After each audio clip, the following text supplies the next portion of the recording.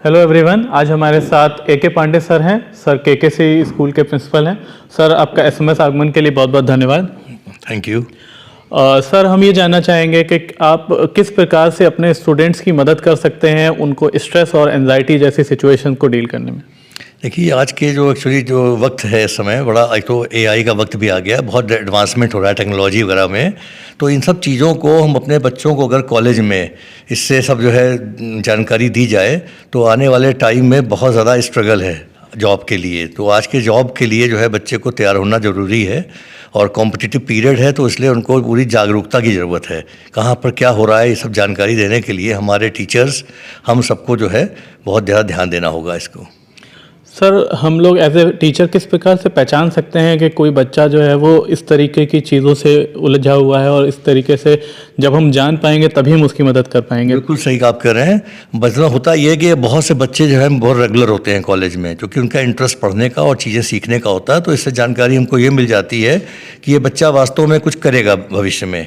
और ऐसे भी बच्चे कॉलेजेस में हैं जहाँ की बच्चों को बुलवाया जाता है, उसके बाद भी नहीं आते।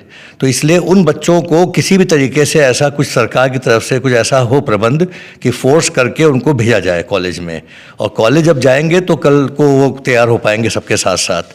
अदरवाइज़ ये है कि पढ़ने के बाद उनको जो है डिग्री और सर्टिफिकेट तो मिल जाता है, पर वो किसी सब साथ में औरों के साथ जो है कम्पीट नहीं कर पाते हैं वो।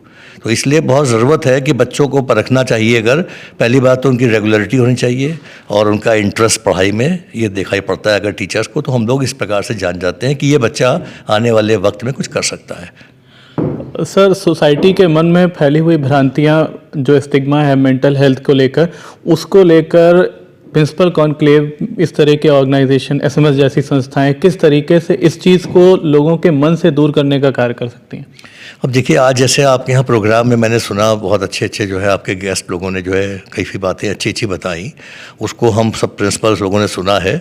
और इसको हम लोग को कोशिश करनी है कि अपने कॉलेज में जा करके इन चीज़ों को जो है कैसे प्रोपेगेट किया जाए अपने टीचर्स के बीच में, और टीचर्स को उन बच्चों को बताना है, क्योंकि टाइम बहुत डिफ़िकल्ट आ रहा है और बिना कुछ जाने, बिना अपने में टैलेंट बनाए हुए कुछ पा पाना नामुमकिन है इसमें।